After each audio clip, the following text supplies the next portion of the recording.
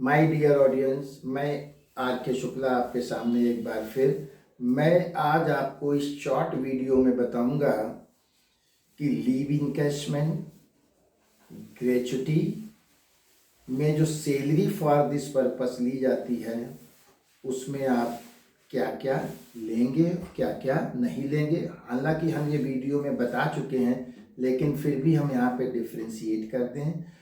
तो leave encashment में salary जो ली जाती है, basic salary plus DA if terms of employment so provide, plus commission based on fix percentage on annual turnover achieved by the employee. और ये जो salary ली जाएगी ये किस में ली जाएगी? लीव इनकैशमेंट में। सैलरी फॉर दिस पर्पस हो गई। अब एवरेज सैलरी जब हम लोग लेंगे तो वो मंथ्स भी काउंट कर लेंगे जिस मंथ्स में एम्प्लॉई रिटायर हो रहा है। जैसे एम्प्लॉई अगर 16 नवंबर को रिटायर हुआ है तो 16 नवंबर से पीछे के 10 महीने काउंट करेंगे। अब इसी को हम कोरिलेट कर देते हैं कि employees not covered under the payment of gratuity act 1972।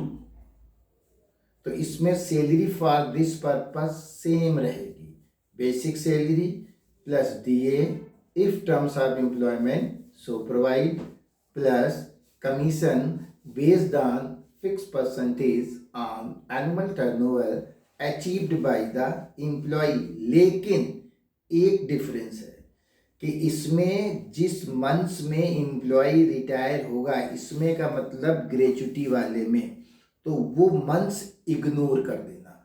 अब जैसे एम्प्लॉय 30 नवंबर को रिटायर होता है तो सैलरी हम लोग काउंट करेंगे 1 अक्टूबर से लेके पिछले के 9 महीने, और मतलब अक्टूबर प्लस 9 मंथ्स पीछे के।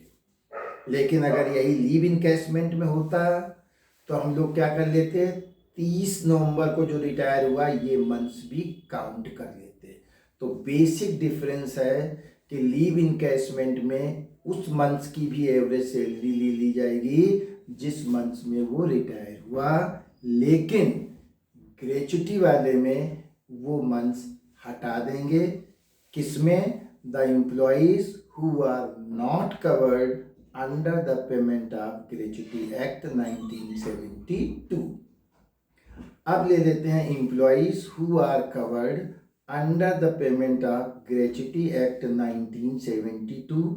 तो सैलरी फॉर द पर्पस हम लोग ले लेंगे basic salary plus DA, whether it is received under terms of employment और नॉट।